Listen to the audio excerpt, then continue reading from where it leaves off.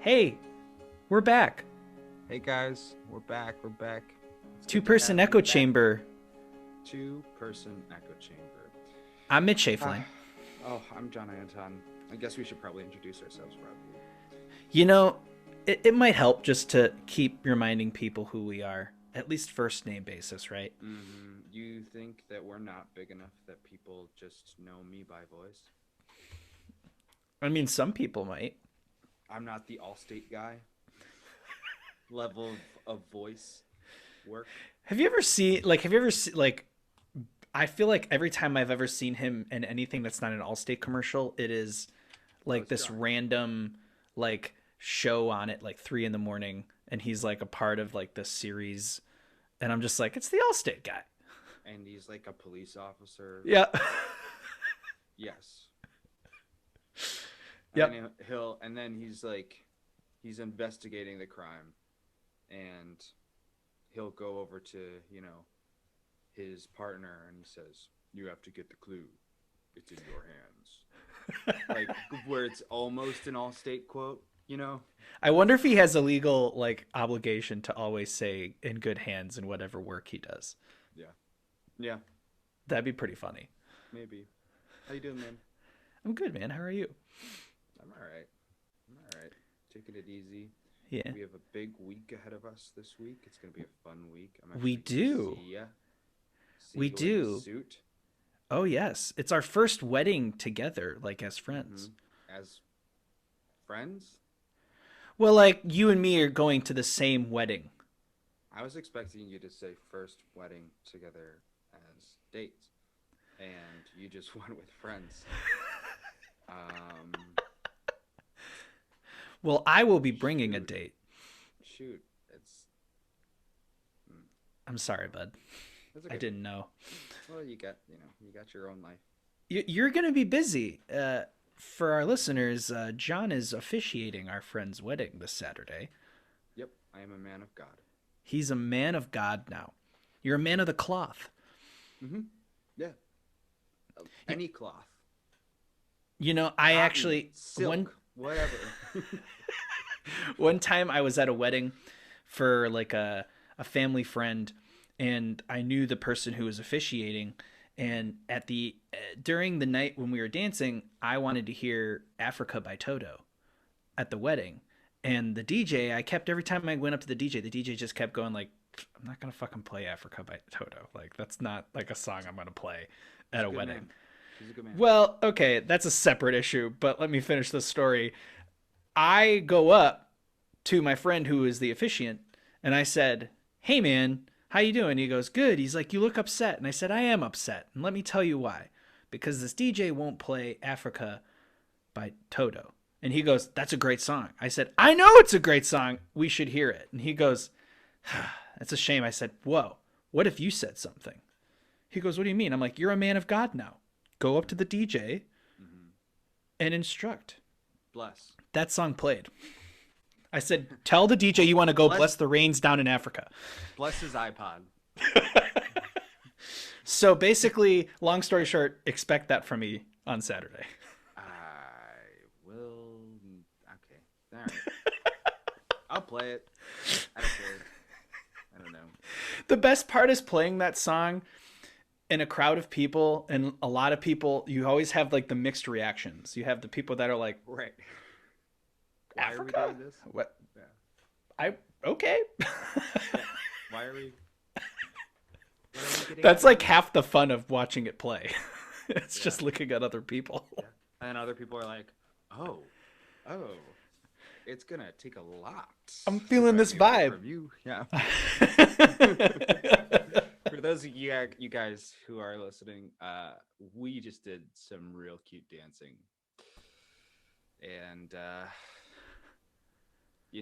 I was gonna say that that's how Mitch and I will be dancing at the wedding, but we are going as friends. We're going as friends. But yeah, it's a big week. You It's a got big week. a big responsibility, but hmm I think you're up to the task, my friend. I certainly hope so, for their sake. you know, if I mess it up, what's really bad gonna happen to me, right? I'm gonna just move on and be like, I don't want to think about that wedding, and I'm moving back to New York and drop Right. all my friends because of embarrassment and whatever. But for them, there's a lot riding on this, a lot riding on me, and I think that's why I care more about it, is it because it's for them, it's not for me, a little bit, Right. you know? Yeah. It's almost like it's not even quite like best man duties, which is like cool, but like this is like, oh, everybody's watching me to make sure Yeah. everything goes well. Yeah. Yeah. So no pressure, bud. Yeah. So if they're listening to this, because this will come out before the wedding, It will. I want you two to know the stress you put me under. How dare you expect something from me, let alone anything? Do you think it's because they know you're a performer? Yeah, of course. Oh yeah, he can perform in front of crowds. Absolutely. As if it's like the same thing. It's not. There are similarities for sure, right? I just feel like I've been put in, like I've had family members that'll be like, "Oh, can you do this or can you just perform this?" And it's like, Yeah, "No. yeah, I'm not going to do on the spot. All my performances are right. steadily prepared pieces." Oh yeah, no, no, that's not like Christmas time and someone's like play White Christmas and sing White Christmas. No, that's not what I'm about. But this is, they didn't tell me this last week. You know, they, they gave me a heads up. They gave me a heads up, and I'm really excited for it. Honestly, I'm excited to be a part of it. So It should be good. It's my definitely I it's the first wedding I've been to in mhm. about a year cuz I went to a wedding literally as the world was shutting down. Yeah, yeah, and this wedding is so scaled back because of it. Yes. Yeah, 50 being people, as being everybody's as safe as masked. possible. Yep. Yeah. But all the fun stuff. So so some on a somber note, some pretty crappy shit happened last week. Yeah. Shooting in Atlanta killed 8 people, 6 of them Asian women, and the media goes into different reasons why he did it, right? Because Mhm. he's religious, because he has a sex addiction, which, not to discount anyone who has a sex addiction, but there are not the same studies, right, that lead to different forms of addiction that are in the same realm as sex addiction. Mhm. And part of I was reading about, actually, you know what, who set me up on this information was our soon to be um, our interview soon for Marlowe Holden. By the way, our interview is Marlowe Holden. But she Yes. was sharing some information that I found really, really fascinating. And one of the points was, in some forms, psychiatrists, therapists, psychologists have who have had um, experiences as patients who are going through sex addiction, or it feels like they are. Um, a lot of them use the word sex addiction to replace the fact that I want to get this exactly right, that they don't have a healthy relationship with sex with other people. Not that they are addicted per se, but their definition of like intimacy, of lust and sex is not healthy in the world, Mm. which is what happens with Asian women. especially, there is a heavy view of them being submissive, and there's a heavy view of them being model minorities, which, what is a model minority, first of all? Seems like a horrible thing to say about someone. Hey, you're good at being less important than white people. What? You don't cause trouble for white people. You're a model minority. That's fucked up. And being viewed as submissive, these are people. These are people. Mm. They're all Yeah. different. I think ever since the pandemic, a lot of my friends who are of Asian descent Mm-hmm. um, have said that it's terrifying because Mm-hmm. unfortunately there's a stigma now around that because the virus happened to come from an Asian country, Mm-hmm. and it's really unfortunate how the world can is just not doesn't know how to love each other for who Yeah. they are. I Yeah. actually my grandfather passed away last week, and my uncle had this really beautiful eulogy where he said he said, if of all the stuff that I did in my life and I learned from my father, he just learned to love everybody. Mm-hmm.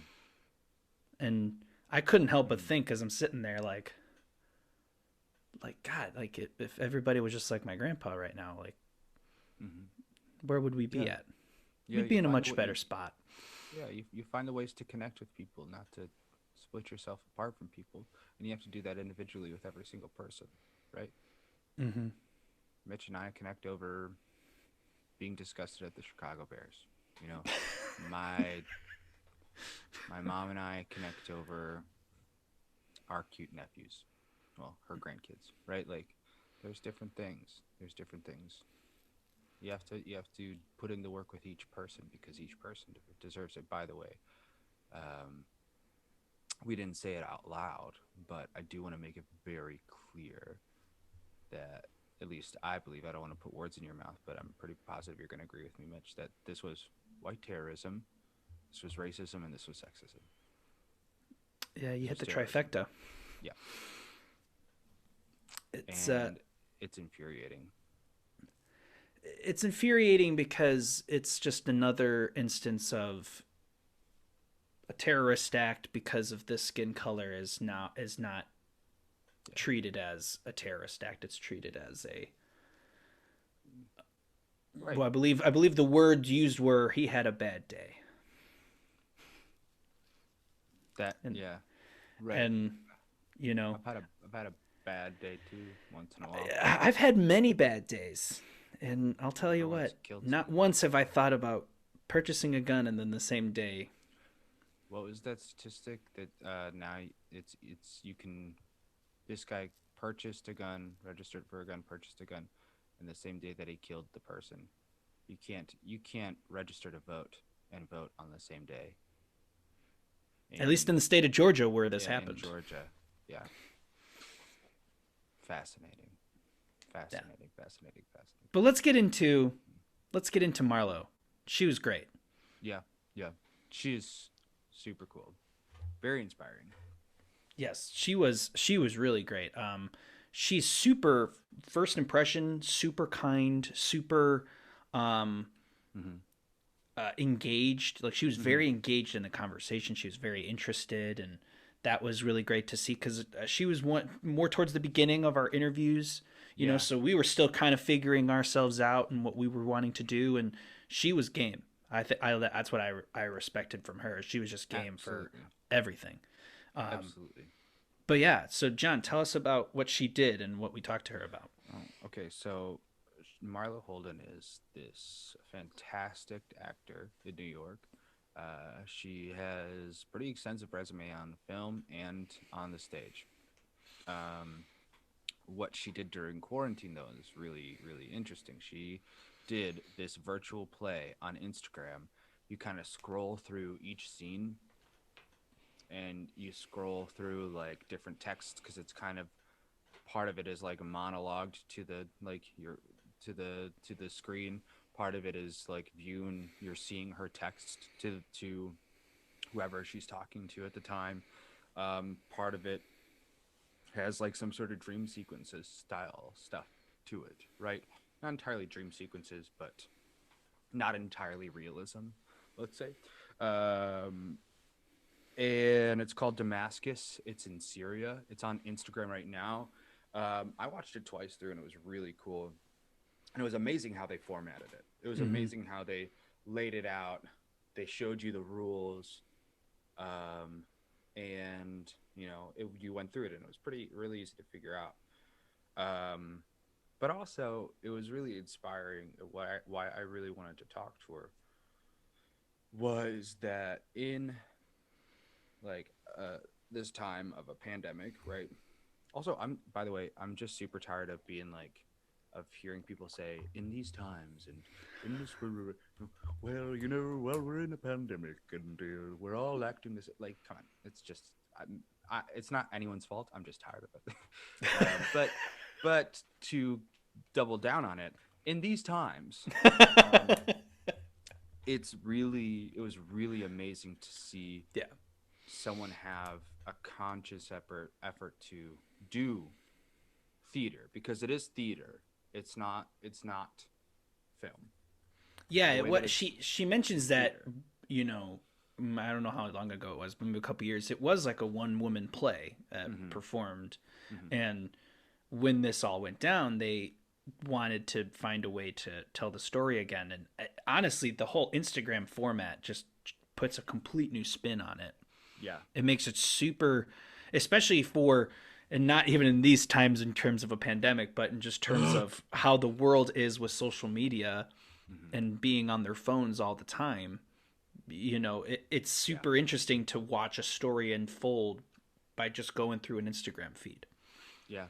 Yes. And Absolutely. I thought that Absolutely. was really great. And we definitely talk about it with her, and she talks about the Yeah. intricacies of, how she got together with her creative team Right. and they did this, and like there was literally a story about how the sound person like Hmm. didn't necessarily hear what was going on but was just going off of instinct, and it was like perfect, and it's Because they just were amazing. right, because they were quarantined from each other, Yeah. so they set up like a Bluetooth way of doing this this lighting and this sound while she's acting in that room with her, and they are just watching her and listening for her as best they can to set the lights and sound to the performance.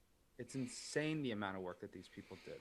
It's insane the amount of work that these people did, and like really for the love of it, you know, really for the love of theater, which I find super inspiring. She also talks about Kate Mully and Sharon Hallaby as, kind of her new partners in crime or older partners in crime or people that she's worked with. And I'm really sorry, guys, if I got the name pronounced wrong. But these, finding partnerships with other artists and connecting with them. And that was really kind of cool too, Mm-hmm. because you always look for your home base. You Yeah. have to look for your home base all the time. And things that people want to, you want to work on, you want to work with. Um, yeah, it's very it's cool. nice when it's nice when your home base is creatively inspiring. Hmm. Yes, I'm so inspired by what they did on that Instagram.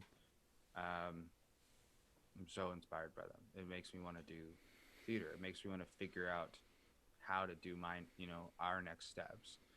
I think that play honestly kind of inspired me to be like, yeah, let's do this podcast for sure. Because I'd seen what was happening, and I was like, oh, they really just put it together. They just did it. They did it themselves. They did it however they could. Mm-hmm. It looked like it was really hard work, and they made it happen because they believed in it. Yeah, definitely. I mean, I think the biggest takeaway I got from it was art's not dead.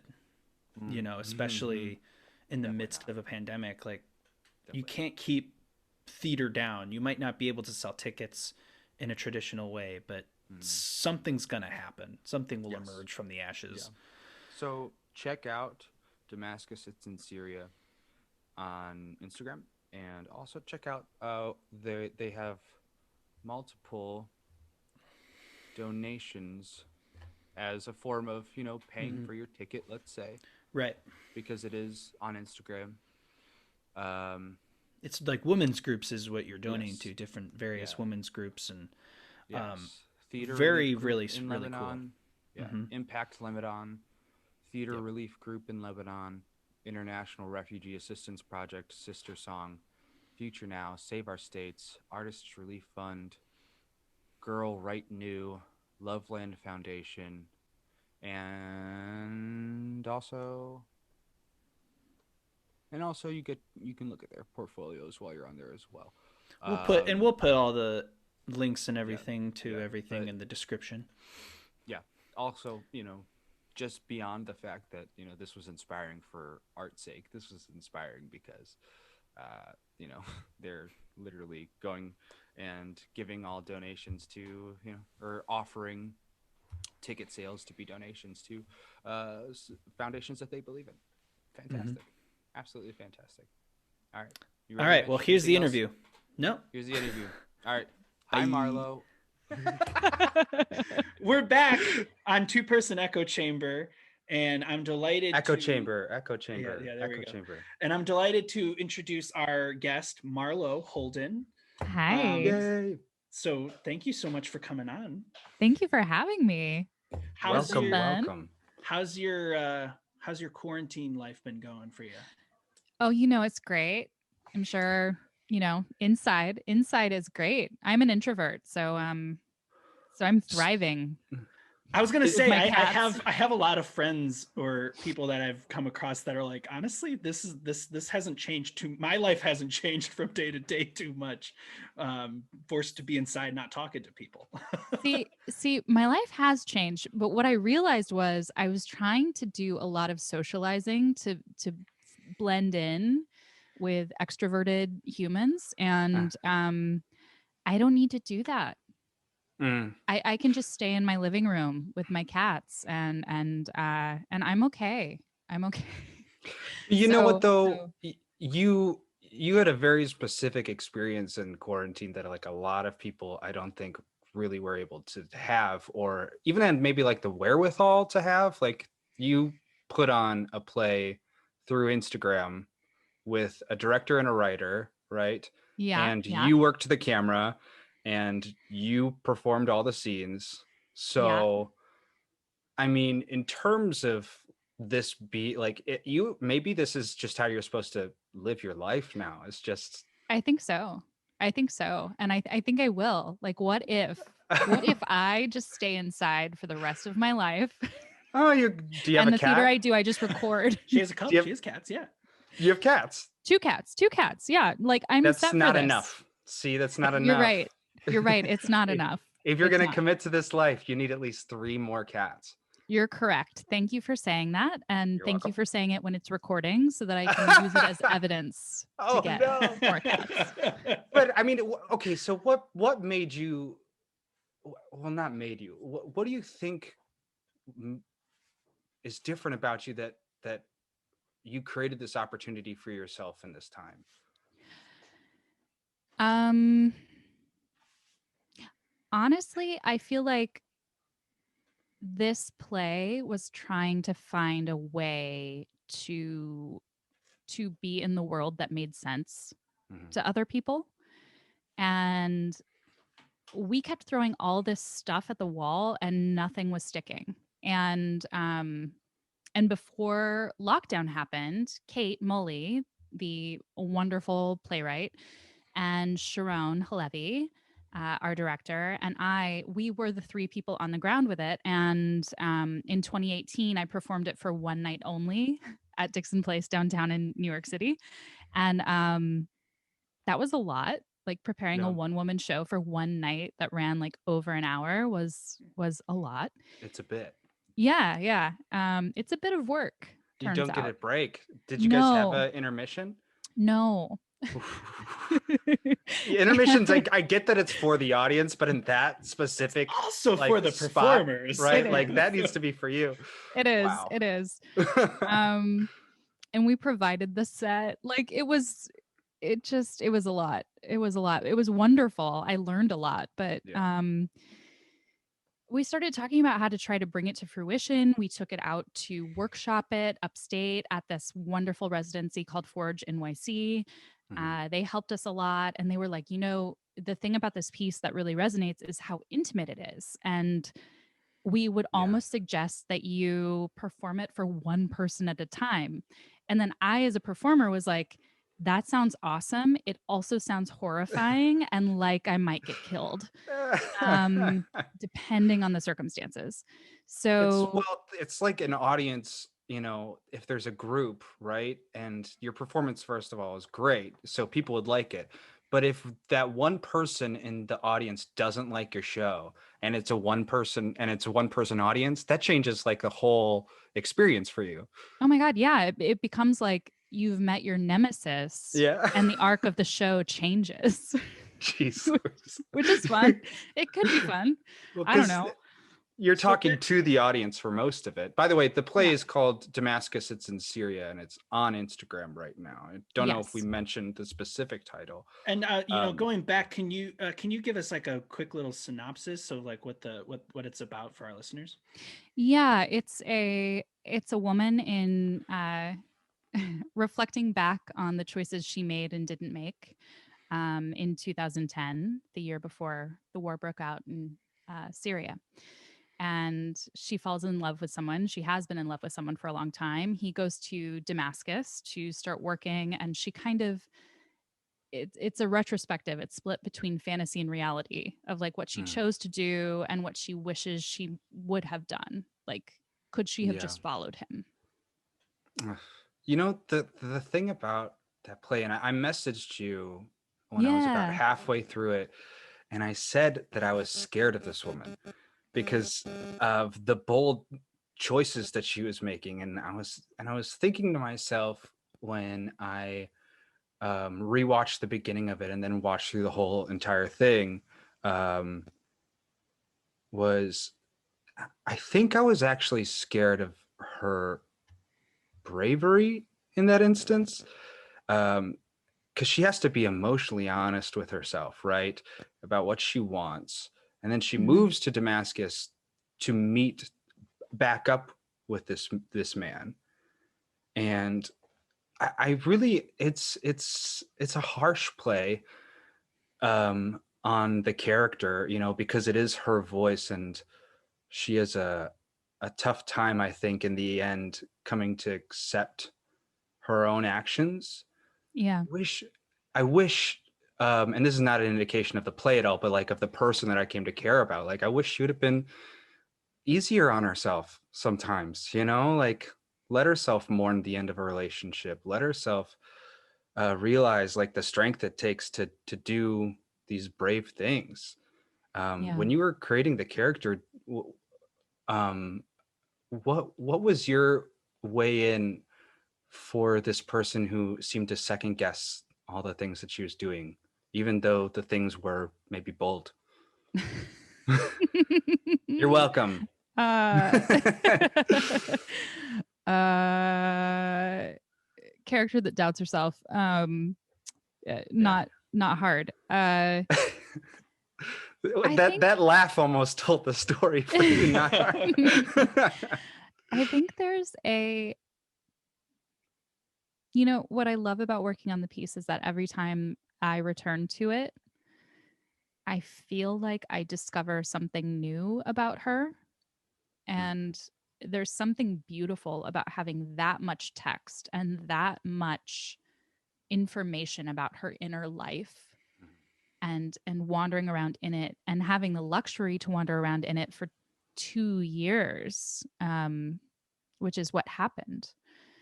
That Yeah. really makes it feel like a second skin, and Yeah. I think that made a huge difference. But the more I sat with the text, the more I would see, especially because of that luxury of time, the more I would see different points of entry into the character. Like something Mhm. would happen in my own life, and I would come back to that text and I would be sitting with it and something would just hit me in a different way.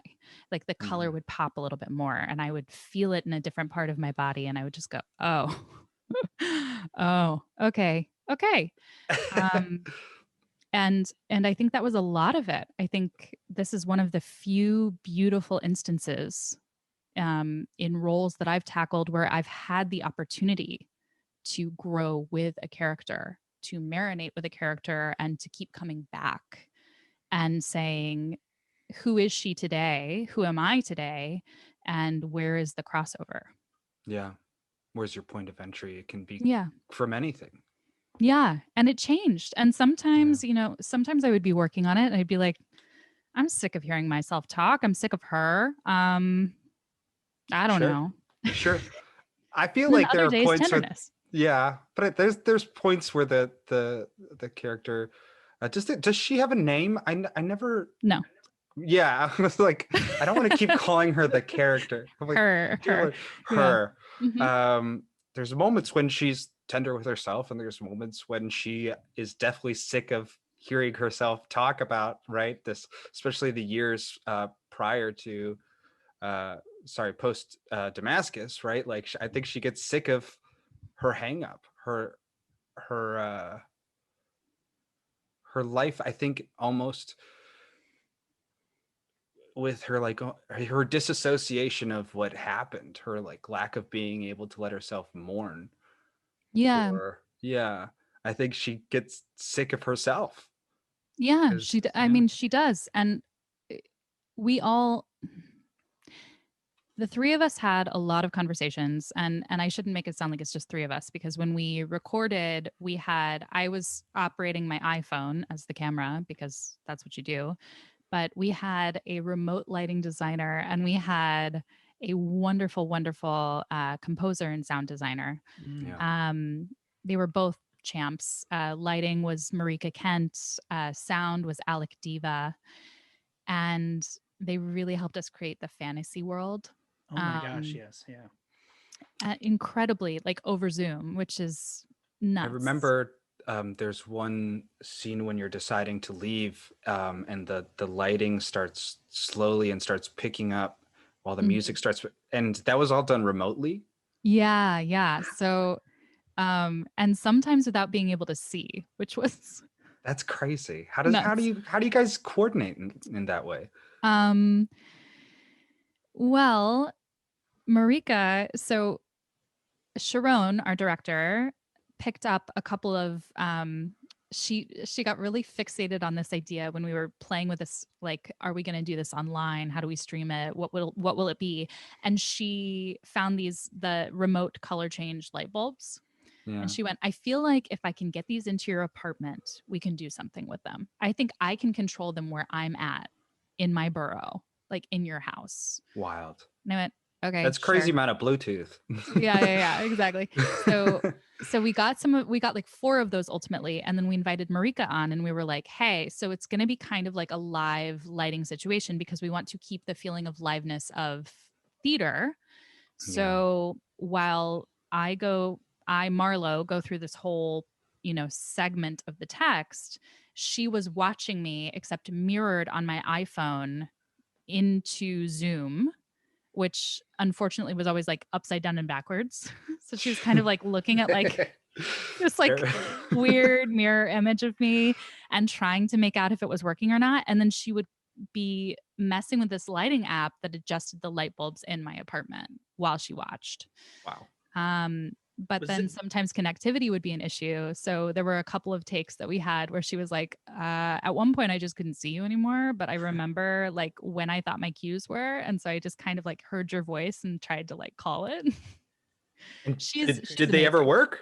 Did it ever work that way? Yeah. A couple of them. I don't remember which one specifically, but there were a couple that we had that she was calling it blind. Was this just one day or was this a couple different days? No, this one. This went on. Oh no, was this a long experience for you? Oh no. Quarantine's been long. 2020's been long, as you guys know. Yeah. 2020 is still happening, by the way. Right? I've decided that 2020 ends and 2021 starts, when the United States is vaccinated enough to where medical professionals say you don't need to wear masks, and then it's 2021. I I hate don't. it, but I also think it's fair. Yeah, right. Like, it's not nice of this year that's still, now 378 days into. Mhm. Oh, Yeah. even more. Like, Yeah, like it's not fair. which planet are we turning into that would be the rotation around the sun? We just like move to the A next. little further, right? So then Are we getting so towards like Venus or something? Yeah. yes. Mm-hmm. It's I not you Earth, know I'll tell Mars. you I'm that. not great at geography It's not Earth. on the United States, and I'm not great at geography in the solar system. But Generally, geography just nicks it it. all Nicks it. counts, right? Yeah, yeah, Where yeah. It does. places It are. does. It does. So Oh, you said you did this before quarantine. You did this as like a one woman show Yeah. at a theater. How did this project come about? Oh. uh Kate Mully, the playwright, wrote this piece, um, which is an extrapolation of some somewhat true to life events mm, that happened for her, and she kept playing with it. Like it, I my understanding is that it came out as this very very long poem, and then she was looking at it and she thought, how is this theatrical? How is this performative? And she and Sharon started working together on it. And then they had an actress in place who had to drop due to another project. And I was this really strange juncture in my life. And I got a text from Sharon, who we've worked together before. And it just said, "What are you doing next month? Do you want to work on a one woman show and then perform it for one night downtown?" sure. Yeah, Yeah. well, Yeah. I mean, anything like, to what get else you am out I of, like, doing? And yeah, at the time I was any like, yeah, yeah, I feel you. But like, those struggling years, right? Like, they're the opportunity years, like, where anything can kind of happen to you, where something can fall in your lap, just like maintaining your openness to it. well, and I have to say that I feel very lucky to have gotten to know Kate through this process because Yeah, I do feel like she's a kindred spirit. We have a lot of similar life perspectives, which I think is why the text feels so good to walk sure, around in. But sure. Everyone in the writing room, the director and the actor, you've all been to Damascus, is what I'm hearing out of that. Like, you all 100%. Yeah, we all like your did. own Yeah. emotional Damascus. Mm-hmm. Mm-hmm. Yep. Yep. No, no. No. But Sharon is one of the first people I met in New York through a random audition situation, Hmm. who the role I auditioned for in front of her, I didn't get, but I did get a note from her after the audition that said, "I like you. Can we get coffee?" And we did, and hit it off pretty immediately. And she became one of my closest friends and truly one of the artists that I admire and respect the most. Yeah. And so when she texted and she was like, "Hey, do you want to do a one woman show for one night only? You've got 4 weeks." Um, I just, I would follow her anywhere. So Yeah, it means yeah, something a little bit different when it comes from her. yeah, yeah, That's some exactly. serious belief that she found in you. Yeah, yeah, Yeah. And yeah. I guess it turned into a two-way street, those Oh, relationships, right? absolutely. Yeah. There's nothing I wouldn't do to support her work. And the same for Kate now too. I mean, Yeah.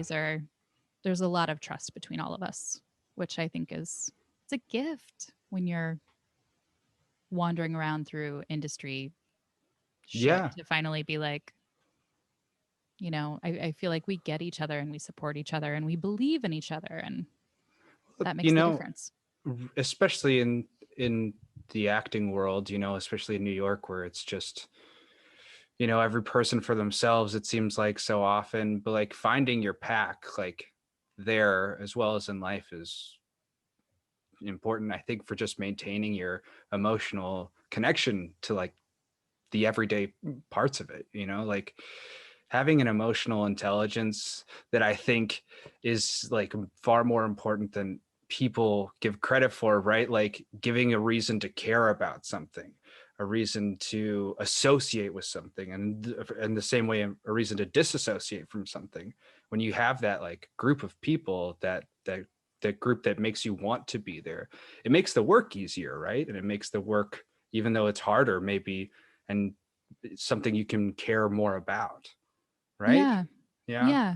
Do you find yourself caring about like projects equally, or is there something special here? No, no. No. Yeah. Fair enough. uh, I mean, I wouldn't be, I wouldn't have operated my own iPhone on a tripod for weeks. Yeah. Um, if I didn't believe in them and believe in this. Uh, but it was exciting to do something different. But I think that, yeah, I would do a lot for these women. And I believe in them in art as artists. And I've certainly felt that reciprocated. And that does make the difference because like you said, it's less, it feels less like a chore you have to do, which, Yeah. you know, even though when we do what we love, that can happen. Yeah. It's not going to feel good all the time. Like you're not going to match up with someone perfectly, and when you work together it won't just be magical. It's sometimes it's like, Yeah. no, this is hard and I have to really look at it and bang my head into the wall until I figure this out. Right. But it was a real gift to have this flow the way it did. And I don't think I would keep going if I didn't believe in it and if I didn't believe in them. Yeah. That's beautiful. That's Yeah. really beautiful. So how did you come up with saying, let's make this an Instagram, let's put this on Instagram and have it be like a timeline scroll in a sense? Well, Yeah. that was Sharon, Okay. whose artwork is behind me in my living room right now as I talk to you. um, No. yeah, I that's don't know if it was Sharon. on the recording, but it's really pretty, Sharon. It's beautiful. So when you listen to this, know that we did comment on how beautiful your artwork is. You better listen, though. Tell her to listen, please. I will. I will. Okay. Yeah, I feel like she's had to engage with Instagram a lot more than the rest of us for her art, for her painting in particular. And when we were talking about it, actually, the kickoff was when everything got shut down. A friend of ours named Matthew Minicino, who's an incredible playwright and really lovely, lovely artistic soul, with two other people, kicked off this Instagram account called Theater Without Theater that took off pretty quickly, giving an avenue for theater artists to work on Instagram. And so he was in contact with Sharon. He said, do you want to do part of Damascus on Theater Without Theater? And we're like, I mean, I guess that's fine. I mean, it makes sense for a solo play to be kind of in a like vlog, like talking to the camera format. Yeah. So we explored that. We did like one really long chunk where we experimented with filming it remotely. It was just the three of us. So it was Sharon and Kate on Zoom and then me in my apartment. And that went pretty well, but we learned a lot about it. And we're like, it's too long. Like nobody wants to sit and watch this in one go. And then Sharon said, you know, what if it was an Instagram account? Like, what if you were looking at this and it is formatted like it is the character's Instagram? Yeah. So it's her posting her thoughts because we believe she's a writer. And so then that fed into, oh, we could put Kate's text under each post, under each video post for people to read, that it's kind of like a diary digest because that's who this character is. She's a writer. So this is her creating her Instagram presence. And then as that evolved, we were like, how do we keep it live? How do we distinguish between theater and film? And the answer there was, if we are doing something that is a little more like to the camera vlog style for her reality posts, and then her fantasy posts are longer form on IGTV with lighting and sound design Yeah. that are done live. So that has the quality of like one take, this is live. And then just seeing, does that feel good? Does it work? Are people engaging? Are they not? And it's been highly educational. So, Yeah. yeah. Yeah. I'm a mean, little scared for that sentence, but I think it should be good because I think it was really I was blown away by it. Thank yeah, you. I agree. And that's really cool that you said that. That's how you wanted to portray it. Because obviously you're right. The live aspect of it with the Instagram video on the TV was very like, wow, this is like a production. Whereas it is nice when you were go scrolling through, and then there's like the 3 or 4 little 30-minute clips of you're doing a puzzle, and you're just kind of, and it's just like, oh, this is like what she's going through like every day, and this is like unbelievably like almost like a minute by minute account of what her thought process is going, and I just thought that was really really cool. Thank you. Yeah, Uh, it was a fun experiment. How do you find like the bravery to do something that's so experimental like that? I was thinking about the character and what I was saying before about like brave and bold strokes, and I was also thinking about being an actor in New York is in and of itself trying for something like that, succeeding at it is brave, right? um working with it as a one person show, just having it be, there's a lot of bravery that was going around in the creation of this piece, with the people who were a part of it, and like with how it was even presented. Like when you were saying that you definitely connect with like the unsure of herself part of the character, but to even like want to do this or have a need to do that, there needs to be a little bit of bravery. Where do you find that part of yourself? Hmm.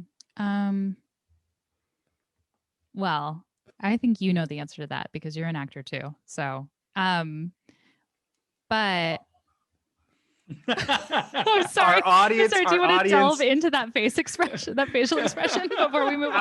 I was okay. So I looked right and I was like, no, there's no audience members here. And I looked at them like, no, this is a podcast. Then I was like, I need to say this out loud for the audience. Uh-huh, uh-huh. Especially for people, I was thinking about this phrase, where you can fail at the thing that you don't want to do, right? Yeah. So why not like at least try for the thing you want? And I was kind of thinking about, I almost want to take it a step further in that, um we were talking about, emotional connection, emotional intelligence, and how it informs like what you care about. And I was thinking about, um back when they did lobotomies, right? And they took out these emotional parts of your brain. What they really found was that people didn't care anymore. They weren't Yeah. more productive, they were less productive. And it's because there was emotional parts of them, that weren't there. The need the wants to do things, the needs to do things. And I almost feel like people, there's like a mix of you care so much that you can't do it, right? Because you show your painting that you work so hard on, right? So you cannot show it. But at the same time, that phrase that's, you could fail at the thing that you don't want to do, so do the thing you want to do. I almost think it should be, it's more likely you fail at the thing you don't want to do because you're not emotionally invested in it. So how do you make yourself do the thing that you're emotionally invested in? Mm-hmm. And for you, you're able to do that. And you were able to do that in a time when the world was kind of falling apart for a lot of people, right? Yeah. Yeah. For How'd you us too. find how'd you find like the bravery as a as a artist, right? To like keep your head on a swivel, even just looking for stuff. I think it was the one thing we could do. Mm. And it's interesting to hear you talk about bravery, because I don't think, in my worldview, I don't think that being sure of yourself and bravery are the same thing. Hmm. Um, I think that it actually requires a lot more bravery to charge ahead when you have no idea what's going to happen, Yeah. and you have no idea if you're making the right choice. Um, and this was it. It's odd because there was how it felt leading up to it and building it. Yeah. So when I was on Zoom experimenting with Sharon and Kate, it was like I'm just with my friends making a thing.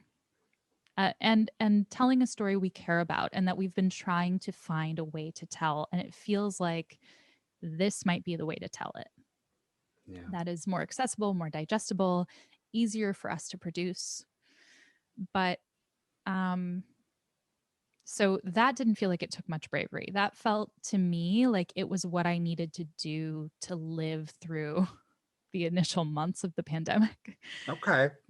Because it it was the only way I felt like I could be creative. I'm also a writer, and I feel like I don't feel like I know, like, from March until when they announced that Biden had the electoral votes in the can, like, I couldn't write Yeah. anything, Mm. Mm-hmm. anything, nothing. I think I wrote one thing in April, and then it was like, that's it. So this was the only thing I could do. It was the thing I felt like I needed to do. And in the moment, it felt like I'm doing this to breathe and to survive as an artist. And then when we released it, that felt scary Yeah. because releasing it was like, I don't know what people are going to think of this. I don't know if they'll make sense of it. I don't know if they'll understand it. I don't know if anyone will care about it. And I also watch my own work, particularly those longer sections, and I see every mistake I made because it's Yeah. not edited like a film. And when I watch it, I it, it was actually a very transformative process because I watched those long takes and I would go, I hate that I did that, and I hate that I did that, and I hate that too, and I see where I did that, and I see what I need to do later, and I can't fix it. So it was like doing theater, but also being able to watch yourself doing theater, which is kind of a nightmare. And when we released it, I was like, should I say something about all of these mistakes I made? And then I went, no, because Mm-mm. this is part of that. Yeah. It's a kind of letting go and saying, like, this is what happened. This is what Yeah. we made. And this is theater. Like, the quality you get when you go to the theater is seeing actors deal with circumstances on the fly. That's part of the fun and the magic. Yeah. So if you edit that shit out, it's like, that's not theater. Yeah. It's glossy. There's almost more truth to the idea that the play had accidents, that weren't Oh yeah. unintended. Yeah. Ugh, I miss theater so much. Right. You You got and me me all both. worked up. You got me all worked up. One of these days. Ugh, One of these yeah. days. But all But that being said, I mean, I think when you say I miss theater, I mean, I do too. I deeply, deeply, deeply miss it. But I think this is part of the conversation we need to be having as theater artists, which is, how do we make stuff and what can we make and what feels creative mhm, in a time that is essentially a desert yeah, for all of us. it's almost irresponsible of artists to let it be a desert. Yeah. Yeah. Yeah. I think there's there's the emotional need. There's a sort of, I have to shut off certain parts of my creativity because I'm trying to survive this. Mhm. But then there's also, if you're not in that space, then do something, Yeah. anything, like in your closet, record something, tell someone an idea, write it down. I mean, I have no idea. It could be anything, but it feels like we have to do something.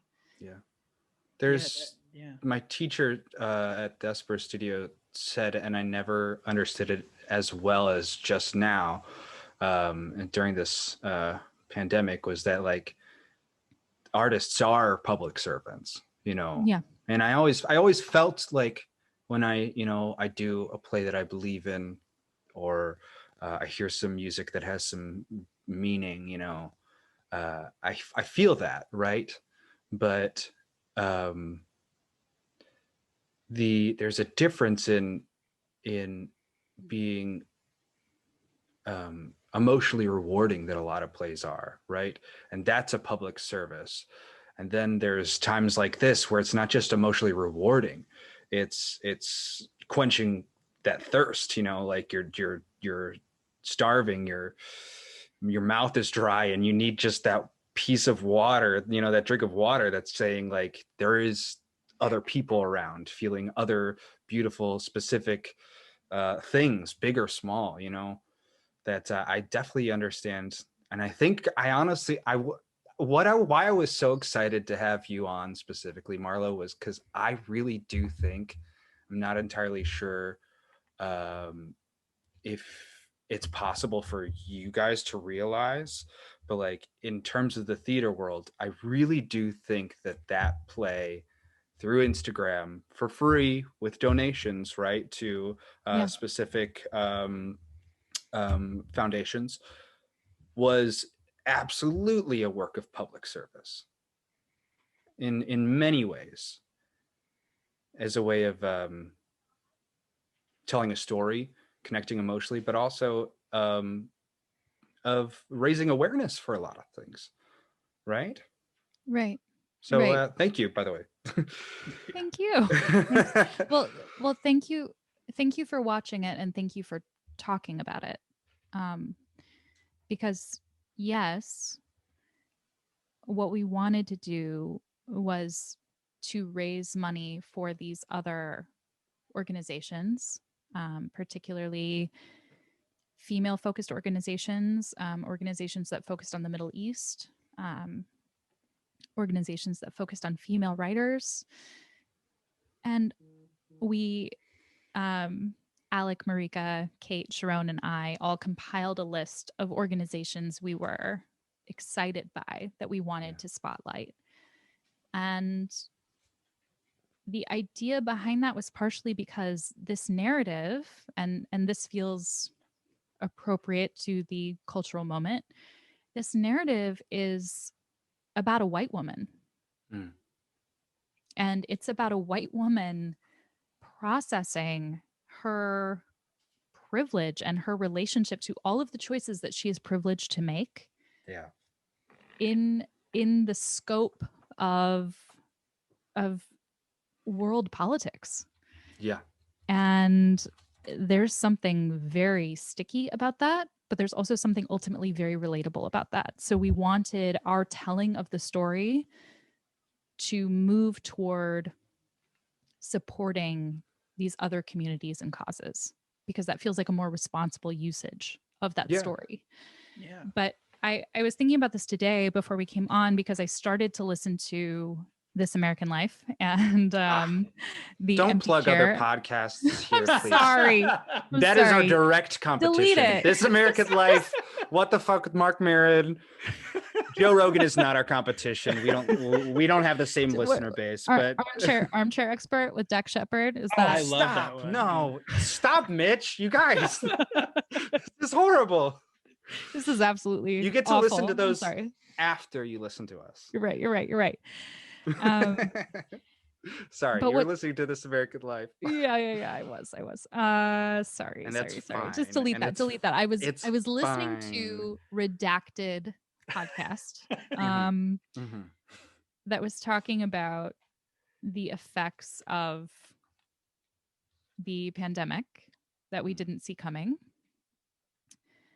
And this woman in particular was talking about the loss of her father to COVID and talking about how Joe Biden kept using the phrase the empty chair in the debates.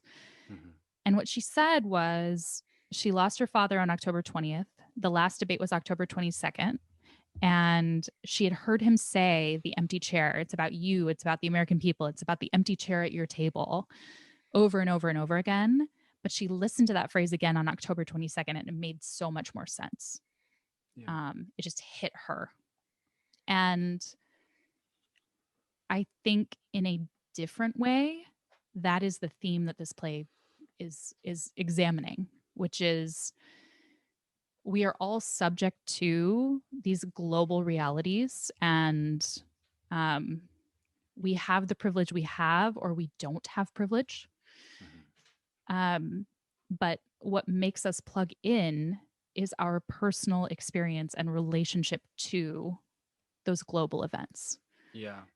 and that's the hook. And so, love it or hate it, that's how you start to invest. Like, that's why this character learns so much about the Syrian civil war, is because her love interest is there. Like, Yeah. she has a personal investment. And that's what happens to human beings.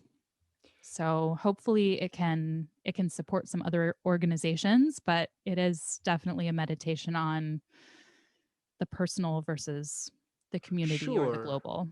And the fact that if it was just a story about a man moving away and you following him to anywhere, it wouldn't have that, maybe that question of what type of story in Syria are we supposed to be telling, right? And not to devalue um maybe not maybe the more important story there, of course, but human experience, right? Like, it doesn't change no matter where you are. It's all just a human experience. um, and if you were going to write a story and perform a story about following your love to a different region, then at the very least, right, you can make that region part of a story that could, like, at least like teach some people some things along the way, if it's not, even if it's not directly like a story about Syria, it can at least be a story about love and also some information about Syria. Right. Right. Yeah. Because that's what, I mean, that's why we're storytellers, right? Yeah. Yeah. Um, because telling stories is the ultimate way to reach your fellow human beings. Yeah. Like, you can't shove a list of facts and a timeline in front of anyone and expect them to care. It's when you ideally share your personal experience that you create an opportunity for empathy. Yeah. And honestly, I think that a lot of the media that has been about Syria, especially in film, I think has been a little bit irresponsible in terms of like the war of it all, the guns and the this is an action film, at least. So at least coming at it from a different type of story, I think is Yeah. at least a little bit, at least worthwhile in that sense, because I am a little bit, I'm tired of um, talking about like the Middle East, about Syria, about all these specific things. And then it's also like, it's a movie about, some AK-47s and whatever. And then, Right. yeah, it's tiring. It's tiring to try and tell the same story. And it happens not just in Syria, like it happens in like all different parts of the country that the United or the world that the United States deems a place for them to go and have war, and then have movies about war, and have, you know, multiple streams of revenue about war. You know, Yeah. it's tiring. Yeah. It is tiring. So that wasn't entirely about you. But you know, I was there's this you were saying about how the story maybe is a story about privilege, you know. And I was thinking about like the blue dot effect, about how if people see, like if someone asks them to see like almost like in a vision um test, a visual test, where it's like, you know, when you see a blue dot, raise your hand, whatever, right? And they start lessening the blue dots, it doesn't mean they're gonna keep raising their hand the same amount of times, because they just become more um uh man, what is that word, aware, the more aware of like blue dots. Even though there's less, they're looking for it, right? It's like Right. happiness. If there's less things going wrong in your life, it doesn't mean you're going to notice them any less. It's that means you maybe become more sensitive to the things that are going wrong, whether they mean as much to other people going wrong or not, like, or whether the stakes are as high. It doesn't mean that like emotionally you're not like going through this like almost like traumatic sometimes, or like disappointing or whatever. Like it all reads the same way in your body, of like emotional um roller coasters, I guess. Yeah. You know. Yeah. And there was something I wanted to circle back to, which was the idea of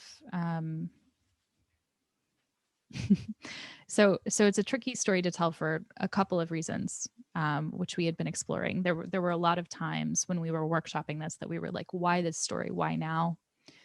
And particularly because it's about a privileged white woman Mhm. processing her personal feelings and attitudes about the Syrian civil war in relationship to her romantic life. Yeah. And so that's one. And then the other aspect was, this is a solo show with a female performer that centers almost exclusively around her relationship to this man. And that that is a thing to tackle. But that was part of the story we felt like we needed to tell, not because any of us as creatives are interested in perpetuating mythology, Mhm. or patriarchy, or any of these attitudes, but because it felt like it was important to be honest about what that feels like, and how it feels when you can't get out of the spiral. Like Yeah. when you are in a position of privilege and you are aware of what's going on around you and you see it, but your brain, like, you know, like a little monkey, just keeps like fixating on this one Mhm. personal aspect that you cannot let go of. Yeah. um, and and it's a human experience. It's a very common, and especially for women, I think, and for female identifying folks, it's like, you when you get into that headspace, and it will happen, like, it's something you almost like, something internally, especially if you're more like socially aware and Mhm. feminist in your life bent, that you feel, you like see those thoughts coming, and you're kind of like, no, no, no, no, no, we can't possibly do this, we're not supposed to do this, it's not right, it's not correct, you can't. But Yeah. then it's almost like you were saying with the blue dot, it's like once it's there, Mhm. it's just like that's where your brain is going, so you Yeah. can't do anything about that. And I think there's a little more discussion to be had around what you do with that, you know, Yeah. like to acknowledge the very human, very personal experience of like, I feel this way. I can't stop thinking about this. I can't stop obsessing over what I did or didn't do, even though I know there are more important things. There are other Yeah. things I want to be thinking about. And you know, I don't like ideologically, I don't think this sits well with me, but this is where my heart Yeah. is. And that makes me think I was saying I wish she wasn't so hard on herself before. And I think that now that I think about what you're saying and about how, um, everyone goes through that sort of thing, especially people who are expecting more of themselves, right? That like the frustration behind a woman who, you know, is a feminist but doesn't feel feminist in the emotion that they're feeling at that moment, right?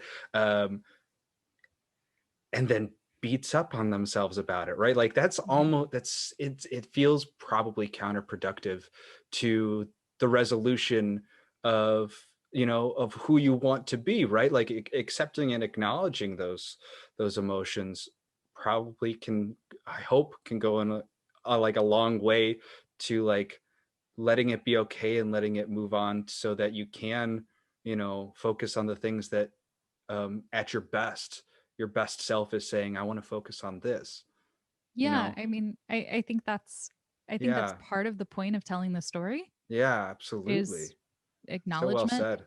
and Yeah. honesty. Hmm. But I mean, it's also the premise of an incredible work like Bad Feminist by Roxane Gay. Hmm. Like a lot of the basis of what she writes is um I feel this way and I Hmm. am a feminist and I feel like I shouldn't, Hmm. but I do. So that is what it is. Yeah. And I guess I just have to live with myself. Um which is Isn't it part the of it. hardest thing to do is live with yourself? Yes, especially when you're locked inside for a Right. year. Mm. Oh my gosh. I don't know if that resonates with anyone here. I'm, you know, I'm positive that, um, even without like knowing other people's specific experiences, that that can resonate with people on multiple different levels with the same specificity that you just said, or in a broader sense as well. Like that's kind of why we're so happy about doing this podcast is like being able to talk about very specific things or broad things and letting other people widen it or narrow it down for themselves. And Right. I think that the work that you're doing is doing the kind of the same thing, having that same type of conversation of this story is narrow, right? But like it's okay if you broaden it out for your life, right? I think that's the basis of like most art, Yeah. and and most human connection, I think. Mhm. And what you're saying right now, it's not too much art, right? But like it is talking about art and it's talking about the human experience, and um, that's the same goal. So talking about something broad or talking about something very narrow, I think is okay to let it be, right? Like to let it be what it is. I think I think that's something that people have learned a little bit more about in quarantine is letting things be what it is, because there's so many things you can't change. Ain't that the truth? Yeah. Mhm. Just yeah, a lot So of things. There are a lot of things we can't change. there are a lot of things we can't Uh, change. Oh my um gosh. but yeah, I was thinking when you were talking about that is it. And I think that it's one of the things that I mean, particularly in acting, I don't know as much in training for other art forms Mm, how it functions, but we're taught over and over and over again, you know, specificity, specificity, mhm, specificity. And eh, the whole idea behind that is that the more specific you are in your experience, other human beings will see it and latch onto it mhm. because we can't help it. We Yeah. can't help hearing a story and trying to figure out how we relate to it. I mean, Mm. that's how we process it. So the more specific the story is, even if it's not an area of the world we're familiar with, or it's not an experience we're familiar with, if we hear the feeling and the situation, we hear it in vivid detail, there will be something Yeah. that we can bridge with and say, yeah, that makes sense to me. I feel that. I know that feeling. Do you find yourself searching for that in like other pieces of art, like especially right now? Is there like something that you're connecting with a little bit more in like other people's work right now than maybe you wouldn't have, I don't know, almost a year and 2 months ago? um, yes, the first thing that comes to mind, which is kind of surprising to me, is I'm connecting a lot more with the idea of mysticism and Mm. magic. And I think it's because I'm in my house every day. Are things I'm- moving around in your house that you don't know about? no, I really wish they were. That would be funny. No, the only thing that quick anecdote, the only thing that's moving in my house without my knowledge or my moving it is we got this like nifty motion activated cat training device, which like Huh. if the cats like cross it, it sprays this like air to shock Mhm. them, Mm-hmm. because they do really terrible things like scratch the door and like Sure. butt into it. So that's the only like quote unquote magic. It's really only magic for my cats. But You should get one of those moving vacuum things, oh, they love the Roombas. vacuum. Yeah. They love the vacuum. They do. Yeah. Yeah. Like one of them is fascinated. The other one like fights the vacuum. It's like her, It's a war. yeah, it's her nemesis. Like every time she hears it, she's like, all right. It's like she's This is my like moment. drumming her chest and like Oh looking at my it, kind of like, come at God. me. There's Pretty some war great. paint that Yeah. she got from somewhere. Yeah. Who knows? That's what I mean by magic. No, I I think because day in and day out things are so much the same, Hmm. and so limited and so small, that I've become really really really interested in intuition. um I'm really interested in the tiny things that feel a little bit more magical, like when people talk about astrology. I'm like, I don't Mhm. know much about that, but I'm fascinated listening to it, listening to the idea of larger things Yeah. impacting our very tiny lives. Um, Yeah. yeah, Isn't things like isn't that. magic like inherently like hopeful? I think so.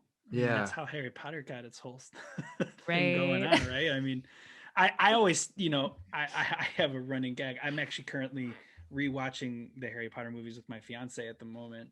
And I kind of grew up with like Harry Potter's like fine, but like I was just like, it's never been my thing per se. Yeah. But hearing either family members or friends talk about, like you said, it's like it's inherently wonderful about, or something wonderful about it. Like you feel hopeful, you feel like Mm. anything's possible. And so yeah, that's really interesting. Yeah. What Like you what can are look you at something, hopeful you're like, I for? don't know. Yeah. Yeah, why not, right? Marlo, Yeah. what are you hopeful for the next phase of your life? After everyone's done Phase. quarantining and you're still quarantining. You're right, because that's how it's gonna go. We all know. We all know. No. Uh I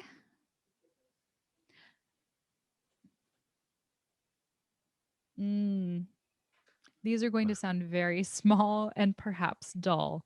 I am excited for I am excited to live with more authenticity as an artist. Mhm. Um I am excited to be more of a self-starter and create more. Yeah. And I'm excited to make the most of whatever circumstance I'm in.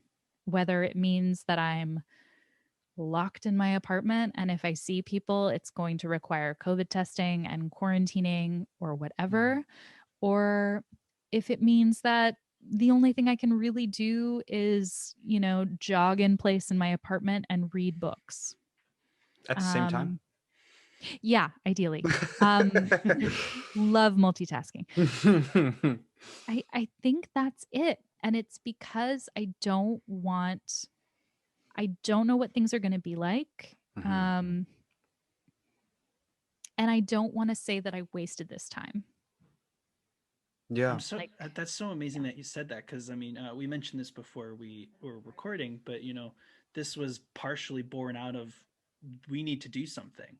This yeah. podcast Yeah. was born out of we need to do something, and I feel like I got furloughed from my job, and it was just like my immediate next thought wasn't like, how am I going to make money? How am I going to survive the day to day? It's like, what am I going to do with my day? Mm. And how to solve that problem. So that's real. I don't think that those sound small or inconsequential. I think that the finding passion in what you're doing every day is really Yeah. beautiful. And Yeah. doing And it the way that hopefully, doing it the way that only you can do it, being authentic, right? Like you found what you love to do, right? Being an artist, being an actor, writer, you have goals for yourself and being authentic and creating more for yourself, right? And since you have that love, it's so funny because it kind of pulls back to the thought about being emotionally intelligent and being emotionally connected to what you do, right? Like do what you want, because you can fail at doing what you want to do. But I was saying, it's the only way to go is do what you're connected with, right? Like do what you need to do. And you've been doing that. And now it seems like you've worked on the next step of it, right? The next step for you in well, authenticity. And we go ahead. we might as well do that Yeah. because we only get one shot, right? So Yeah. unless you believe in reincarnation, which I do not Mhm. discount, I think that could be fascinating. I have a list of requests if it's real, as far as how I would want to come back. But If you if get I'm to decide who if says, right, you're right, like you're right. if I'm you get sorry. if you do it well, right, like if you lived a good life, you get to like upgrade. Oof. I What is think you're gonna upgrading upgrade. though? Well, what's your list? I don't know. I don't know. I Obviously, want I to do a should have turtle. prepared. I want to do a A turtle. turtle. just a creature that moves very slowly and hopes against all else that it does not cross a road. But like your Um, most comfortable position is going from here to here. just into the shell. Yeah. Out to Emotionally in. that resonates actually deeply. I think that yeah, I think what we have is now, Mm, uh and now happens to be, you know, dealing with some people who believe in fascism, which is mm. I feel like that's a weird choice, but okay. And not okay. And a Okay, pandemic. okay. In terms of, I guess I have to acknowledge you. Not it's okay that you're being acknowledged. Right, Or did I right, reverse that? exactly. I don't No. know. I think you did it right. I think you did it Okay. right. But that's the moment we're living in. The moment I'm living in is not a moment I would have chosen. Like if Mhm. someone presented me with a list and they were like, "Do you want to live through the COVID-19 pandemic and uh and want to be an actor at the same time and sit there and wonder if you're ever going to work ever again?" Mm. No, not particularly, Yeah. but it's where I'm at. So if I can't figure out a way to make theater or act or do anything, then I'm gonna take up knitting because I gotta do something. So I That's what I hope for all of us, is that even if it's crawling back into our turtle shells, or learning how to play board games. Mm. Like any board game or new board games? I think we all That's a good agreed that question. we're all going to learn how to knit. Yeah. We all agreed on that. Yeah. Yeah. for Did sure. we? Yeah. I crochet personally. I threw Oh, knitting out okay. there because I have no idea. Oh, okay. Well, I Are thought, you all see, doing knitting? My fiance. I brought supplies right over here for later on, for after.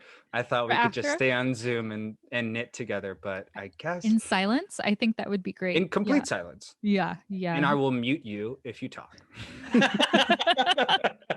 Wait, Mitch, your fiance knits? Yeah. Yeah, perfect. She's a costume designer. Yeah, she's a costume designer slash visual merchandiser. She likes to Yeah. say she's a fashion She's authority. awesome. She is a fashion authority because that's also her, if she's the Jen. costume designer, Yes. actors know. That's the person with the power. Before Right. I was a better person, and like when I was in college and not treating everyone as well as I would like to now, Right. I We've do all think been I there. got some bad costumes because of like the way I was acting and like spreading out into the world. I do think that it really does come back to you. You know, fun anecdote. You know, I grew up. I mean, obviously, me and JP and John. Sorry, I call him his nickname. Me and John grew up in a theater company where it was like you don't argue or complain about your costume. You just don't do it. And so like I lived my entire theater career by that mantra. And as soon as I do a show with the person I'm going to be marrying, I immediately complained about my costume. You should have been complaining the whole time. Yeah. Wait. But when was this in the trajectory of the relationship? We actually are doing a show right now, and this was and she showed me. Well, and partially this is not her fault. This is partially the information that was given to her by the director. But it was like, oh, it's going to be a period piece, and you're going to be wearing like tights. I was like, I'm wearing tights? No, I don't want to. I don't want to wear that. That doesn't make any sense. I'm singing this emotional song. Why would I want to wear tights? I'll look like an idiot. You're falling into the classic, my partner is in this position of authority on this production, and therefore privately I will exert whatever influence I can. 100%. I'm turning into the director behind your back. If anybody says anything in public, I'll have said I accepted this with grace. Oh Yeah, my exactly. God. Like you'll be like, they'll be giving you notes in the theater as an actor, and yeah. you'll be looking and you'll be like, yeah, absolutely. Then you go Mitch home and has- you're like, you What was know that I'm not cool about? with this, right? Mitch hasn't realized that we are actually going to put these podcast interviews out sometime soon. So we're just going to like see how and why Mitch destroys his life, like slowly, 1 week at a time. That's going to be like the beginning. We're going to have a little beginning part where it's just me and Mitch Yeah. and I, and it's going to be just, so last podcast came out, who's mad at you now? I like that. I think Yeah. it's honest. It Yeah. feels very of the moment. Yeah. It's fascinating. I mean, let's do it. Like that sounds like a great psychological experiment for you. For It'll him, be not something. for me. It'll be something for sure. For sure. Well, Marlowe, thank you so much for Yes. coming and talking with us. It's been an absolute pleasure for you to come into our little echo chamber and shake stuff up a little bit. Thank you for having me, and thank you for watching the show, and this was just really lovely. Thank you. Awesome. Well, listeners, it's Damascus. It's in Syria. We'll share the Instagram profile on our social media. So hopefully everybody will be able to go watch this and donate to all these amazing causes and keep theater and art alive in this crazy, crazy time. Yes. Big thanks to Marlowe Holden for hopping on with us. Yeah. And really just inspiring us, because I remember I couldn't sleep that night because it was just kind of like I felt like so amped because that was such a fun interview. Yeah. Thank you for that, and for everyone who worked on the project with her. You guys are amazing, and I'm proud for you. Mm-hmm. Is that nice to say? I don't know. I'm think it proud, is. I'm proud that theater is happening and that you were involved in it. Yes. It's the play is called Damascus. It's in Syria. It's on Instagram. We'll put a link out and show you the handle that they're on. If you're feeling inspired, you're feeling generous, go follow the link tree, donate to some amazing causes. And pretty much that's it. We'll see you next week. Bye, guys. We love you. Bye.